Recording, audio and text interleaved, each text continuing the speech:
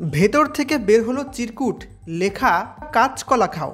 এমন বাক্সকে ঘিরে জলপাইগুড়ি মেডিকেলে বোমাতঙ্ক, পুলিশ এবং বোম স্কোয়াডের দৌড়াদৌড়ি। পরে অবশ্য ভেতর থেকে কি বেরিয়েছে জানেন? আমি মিটিং থেকে এলাম, আমি কিছু জানি না।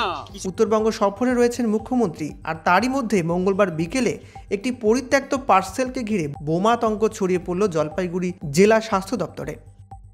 এদিন স্বাস্থ্য দপ্তরে যখন একটি জরুরি বিষয় মিটিং চলছিল, ঠিক সেই সময় বোমাতঙ্কের খবরে ব্যাপক শোরগোল শুরু হয়। খবর পেয়ে ঘটনাস্থলে ছুটে যায় পুলিশ এবং বোম স্কোয়াড। মুহূর্তের মধ্যেই অফিস খালি করে দেওয়া হয়। মেটাল ডিটেক্টর সহ অন্যান্য যন্ত্র দিয়ে পার্সেলটি পরীক্ষা নিরীক্ষা শুরু হয়ে যায়। আর এই ঘটনায় আতঙ্কিত হয়ে পড়েন অফিসের কর্মী থেকে শুরু করে চিকিৎসকেরা। খবর পেয়ে পরে বম স্কোয়াড এসে পার্সেলটি উদ্ধার করে।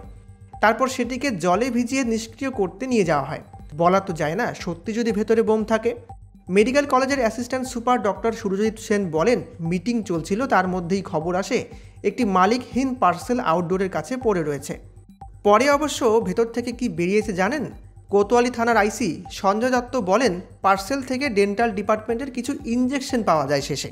কে বা কারা এই কাজ করলো তা জানতে সিসিটিভি ফুটেজ খতিয়ে দেখা হচ্ছে। ভাইরা আমার, চিন্তা করার বা হতাশাগ্রস্ত হওয়ার কারণ নেই।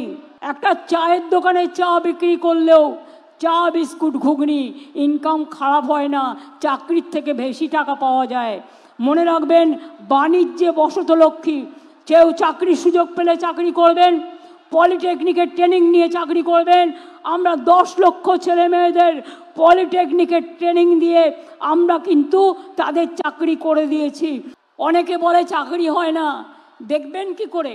একটা সমুদ্রের মধ্যে যদি আপনি এক মুঠো নুন ফেলেন, তাহলে কি নুনটা দেখবেন না সমুদ্রটা দেখবেন? চাকরি হলেও মনে রাখবেন, যে চাকরিতে জয়েন করে সে জানতে পারে, অন্যরা অতটা জানতে পারে না। মানুষ তো মহাসমুদ্র, কেউ না কেউ কোনো না কোনো কাজে ব্যস্ত থাকেন। পড়াশুনো করুন, যোগ্যতা নিয়ে সারা বিশ্বকে জয় করুন।